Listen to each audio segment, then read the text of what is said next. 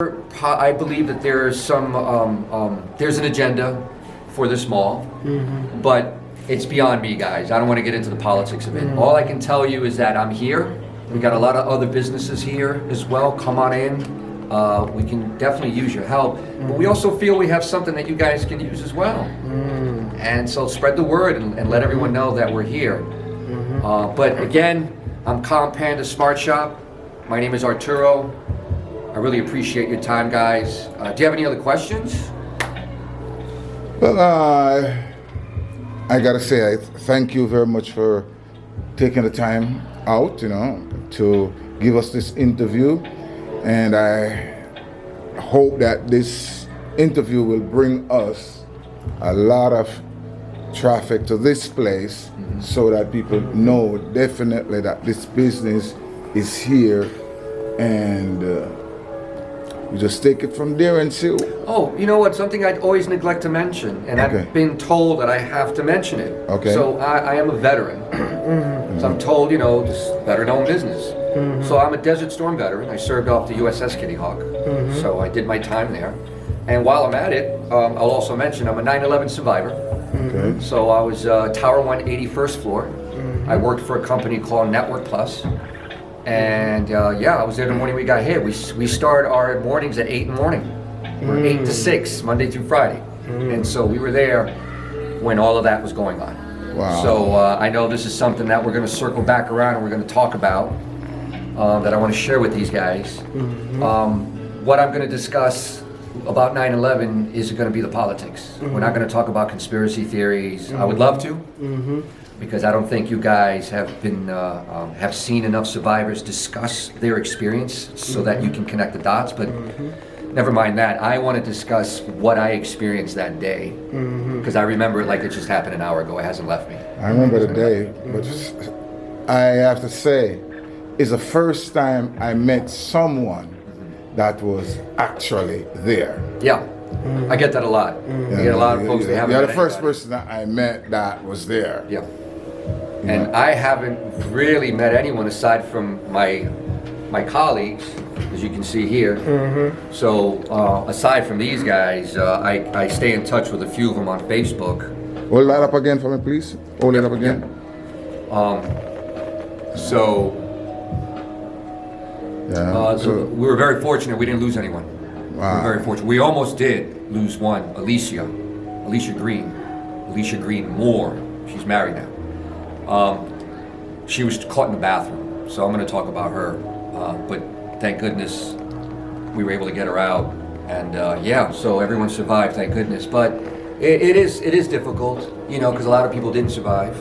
Oh my! I remember. It makes it hard. I personally met people from the 9/11, but the interesting part about it is that a lot of them that I met, either they don't want to talk about it, or they feel like it's like the trauma of talking about it, going there. It's almost like you're affecting their mental health. So, I can agree with it, because there were times when I would talk with complete strangers. I talk about it. That's my therapeutic way, because I was seeing a psychiatrist. I was going through what do you call it? My God, or survivor's guilt. Excuse me. I was going through that, and but he was expensive, man. I was like, dang, bro, you're expensive. So I just couldn't go back to him, and so that's when I kind of went through my thing. But no, I would talk with complete strangers about it, and I would just break down crying every time I talked about the firefighters. And that was tough, and that was at the beginning. But over time, I've been able to control that.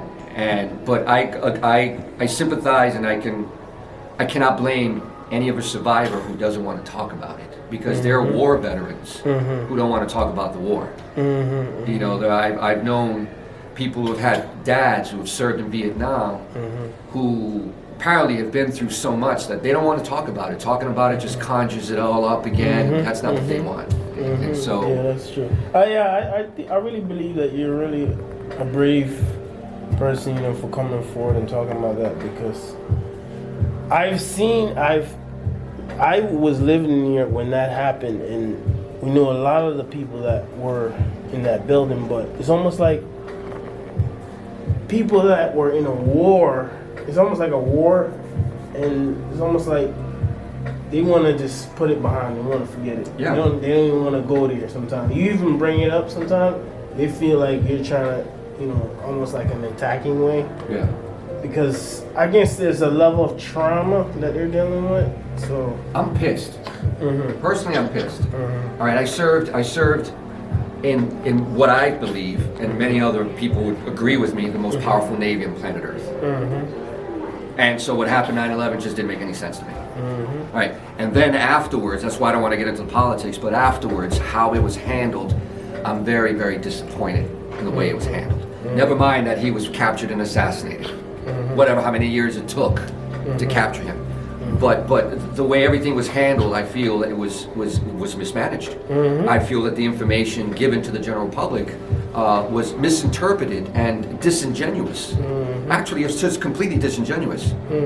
Because again, if you guys interview us, you're going to start connecting the dots. I mean, there's so much evidence out there of folks saying one thing and actually being the evidence of seeing something happen, whereas the other parties are saying, no, this is what happened. And the craziest part about it is too, you have people out there claiming that they were there, and they weren't really there. No. And they're actually making you guys look bad. Well, like I said, that actor, that comedian who was discovered and he was ousted completely, he for 10 years, he's going around telling people that he was a survivor, and then folks started connecting dots because they were like, well, he told me this. Well, he told me this. And so when they started approaching him and asking him, and false valors, and it burns me. But the way I feel is I feel entirely upset because I know now I have a really good idea how victims feel that haven't been given justice at all. And I feel like we haven't been given justice. And I don't believe the whole Osama bin Laden capture and this and that. I'm not satisfied. That's not enough. So what do you think about those guys that died? I heard a lot of guys died. A lot of the firefighters died of cancer, died with all kind of lung problems and stuff like that. So the other thing that baffles me, okay, after serving in the Navy is very particular about approaching a space like on fire, whether it's chemical or whatever the case is.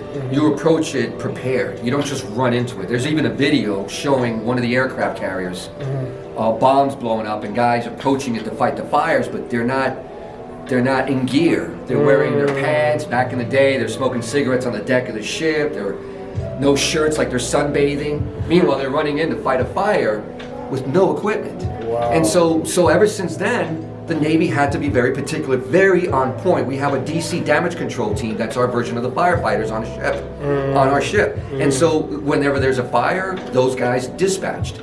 Every single one of us also has to learn how to man a hose and fight a fire. Because if any of those guys are hurt, God forbid, we have to step up.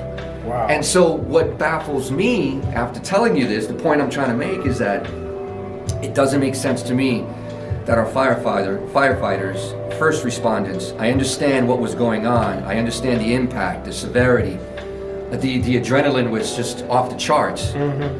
But still, your training steps in all the time. Exactly. Especially when you are hired to do that, you are trained every single day. It made no sense that they were stepping in and doing and being very heroic. I'm not complaining about that, God bless them. They went in without the proper equipment to do what they had to do. Sad. And I really feel by then, whatever you're going to do is too late, my friend. It's too late. I understand you want to be there, but it's too late. The building's down. Decimated to the foundation, by the way. Wow. To the foundation. Never mind the top heavy, and there's a stump of a building left. It was decimated to the foundation. So that means that you don't step into that space until you're properly equipped, and then you go in there because there's going to be no one alive. As a strong survivor, do you think that your experience make you going through that made you a stronger man, or the effects of it kind of bring you down a little bit? That's a good question.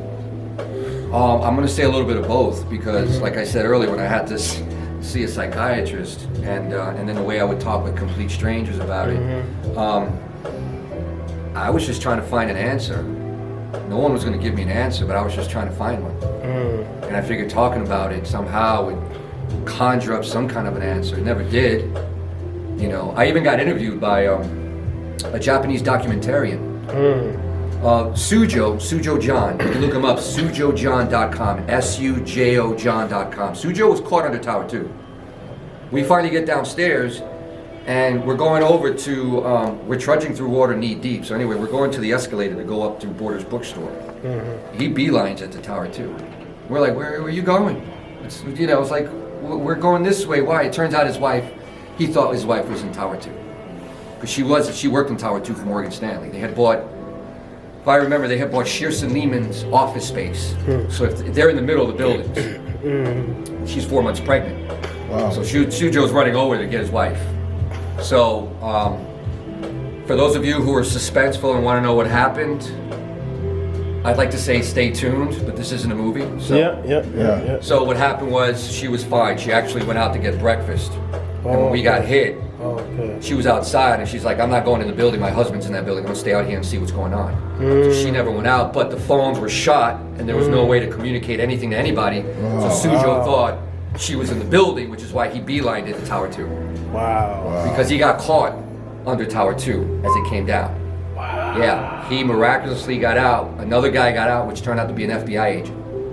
He gave him his card, and I think there's something on the card that says, you know, they have to get in contact with the agency if the agent hands you, I don't know, something like that. Sujo was interviewed by them because he went into Tower 1, the FBI agent. He never came back out, apparently. Wow. Never came back out. So yeah, but he made it out, and you can look him up because he tells a story, and Sujo's become an evangelist. He now has youcanfreeme.com, I believe, or .org. You Can Free Me. And he's out there fighting against human trafficking. So he's done very good in the second chance in life. Sujo's done very, very well. We got flown out to the Oprah Winfrey show. That's because two of my colleagues, she got wind of two of my colleagues carrying down a handicapped woman 69 flights. That was Mike Benbante and John Sequeira. And she found it to be very heroic. She wanted to invite Sujo, but Sujo wanted to talk about, you know, he credits Jesus. He was yelling Jesus at the top of his lungs, and he feels that Jesus saved him. And Oprah didn't want to talk about religion, you know, considering who they were blaming this on. We didn't want to get into that. She didn't want to get into that, excuse me, and I'm glad. But we were there on the show, on the panel, and this is outside Harpo Studios, right in Chicago. So this was interesting because she, after she speaks with Mike and John, and there was a woman there that was pregnant whose husband was in the Pennsylvania plane. And after she got done speaking with them, she pointed at us, and so these are the survivors of 9/11 Network Plus. So we all stood up, and at that moment I felt guilty. I felt so guilty because like this is pretty vain of me, getting in a plane to fly out here after people died in a plane, supposedly, right? And people died definitely in our buildings. It felt like I should have been there, you know, considering what had happened a week before, because this was a week later. But somebody got to tell a story. You know what I mean? Yeah. The thing is that the story that was told was the act of heroism. The stories that aren't being told, from what I've seen so far, is survivors discussing what they were going through. You know, like for example, when I finally got outside, I'm walking. There's a picture of me. Give me a second. There's a picture. Actually, I don't think I printed it out actually. But my wife's cousin found a picture of me running for my life. A guy stood on Fulton Street taking pictures of all of us running. And it's in Time magazine. Hold on, I have it on the phone here. And when I saw that picture, it was Beam Me Up Scotty. I was instantaneously brought back to that moment. It was a trip when I first laid my eyes on that picture. This guy just stood there. So we're running towards South Street Seaport, if you remember what it looked like. And South Street Seaport is like a 5-minute walk. And running and beelining it in that direction. And we got cut off because, you know, for a lot of you who knows who know that area, Gold Street, there's these very narrow old streets that are there, and so a lot of the dust and debris kind of shot through like a vacuum. So when it came across Gold Street, it looked like God was pulling the curtain right in front of us. It just, this whole right across, and everyone stopped dead. So I ended up beelining it myself up towards Prince Street, and then I noticed my building was gone. So this is a picture here. I don't know if I showed you this in the car. You showed me. So, Let me get a close up of it. let me know when it goes out so I can hit it again. Yeah, it's good. It's good. It's good. I got a close up. Get one with the camera. Okay. So, and you know, it's just, we're only 1 block away from the World Trade Center. That cop next to me yelled out bomb truck. There was a ground level explosion to the right. See, you're gonna see me holding a cigarette there. And on my far left shoulder, there's a colleague of mine, Robert DiMartini. He had pulled out a pack of cigarettes. I was like, DiMar, let me get a smoke. Because I quit smoking that summer. I was like, it took us an hour to get downstairs. No smoke and debris, we're fine. It's just that when we get downstairs, we're trudging through water that's knee deep. So we're just trudging through water. That was bizarre. And then Sujo runs off, and you know, so there's a lot going on.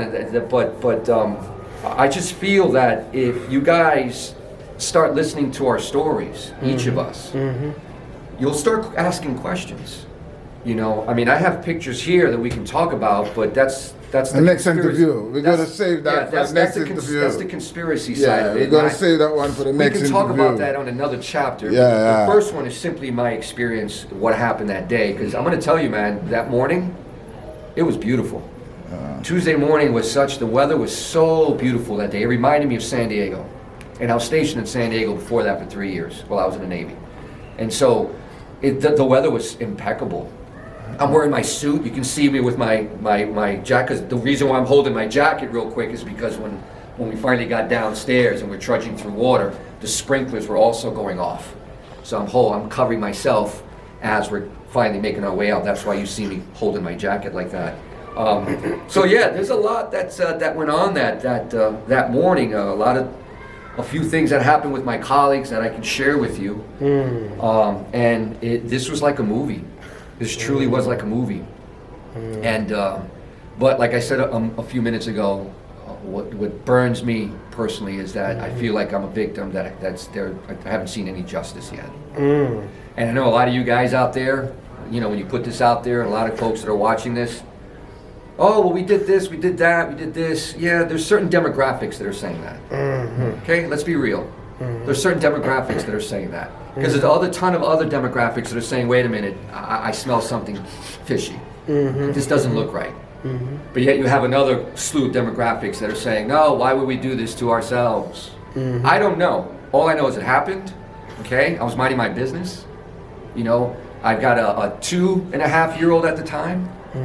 She would have been orphaned, and I would have had the opportunity to have my other kid that was born in 2006. Wow. Okay, so I wouldn't have had an opportunity for that at all. My kid never would have known me. You know, what's his name, the celebrity? What's his name? My God, why am I forgetting that young guy? Well, which one? What he did? He's on Saturday Night Live, and he's now doing Taco Bell commercials. You're talking about the guy from South Africa, with the curly hair? No, not him. No, he's brilliant. Not him.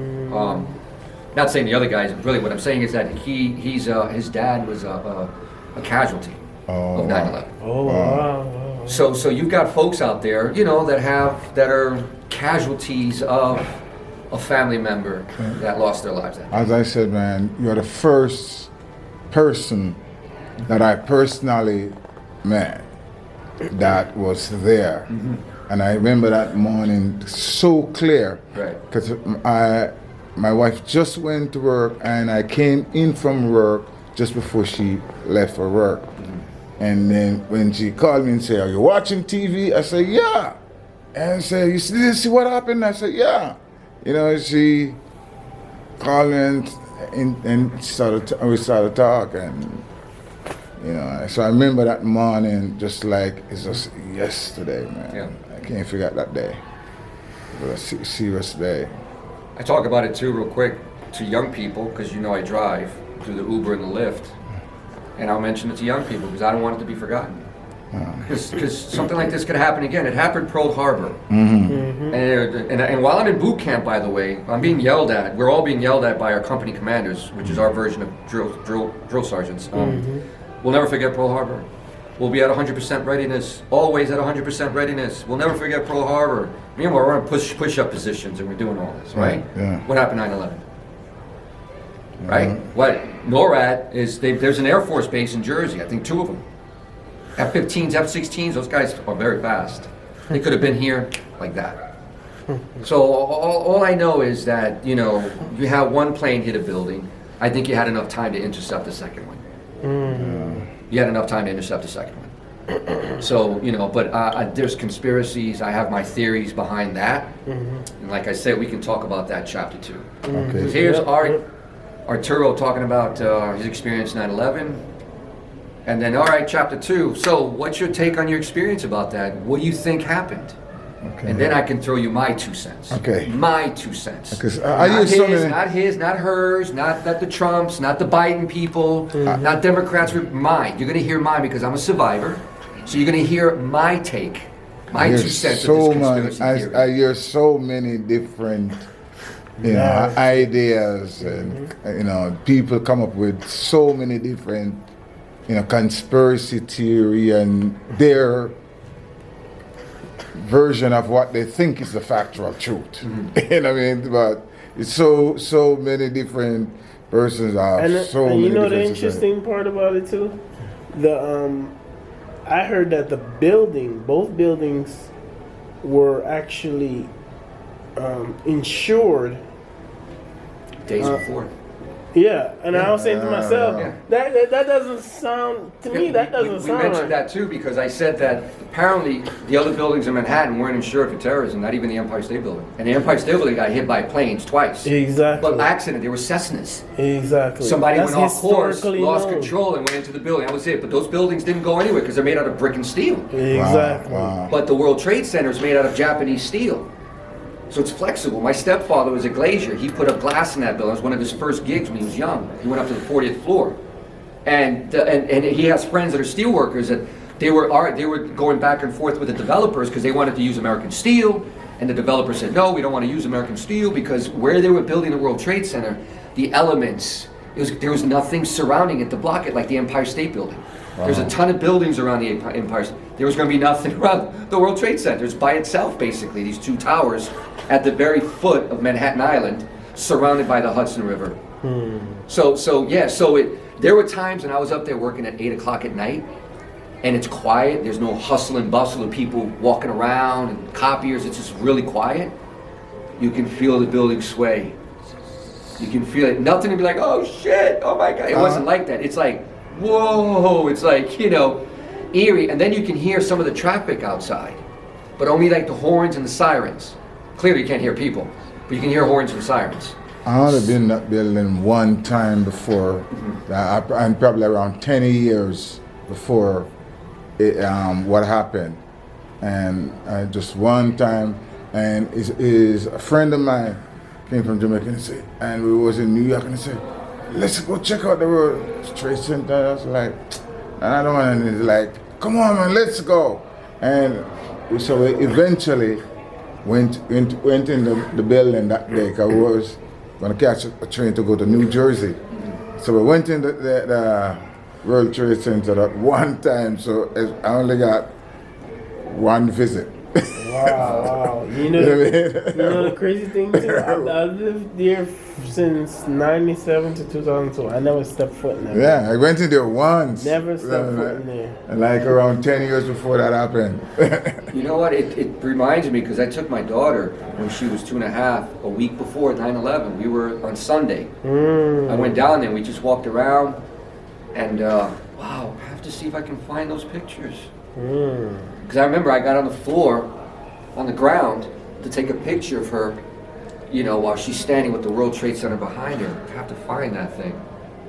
I completely forgot about that. But I do remember us being there the week before, Sunday, hanging out. Wow. But like I said, Tuesday morning, just going to work, I hear people like, they called out, They were going to go to work that day. They didn't go to work. I heard one person that worked in the building didn't come in. One of my colleagues wasn't in the building.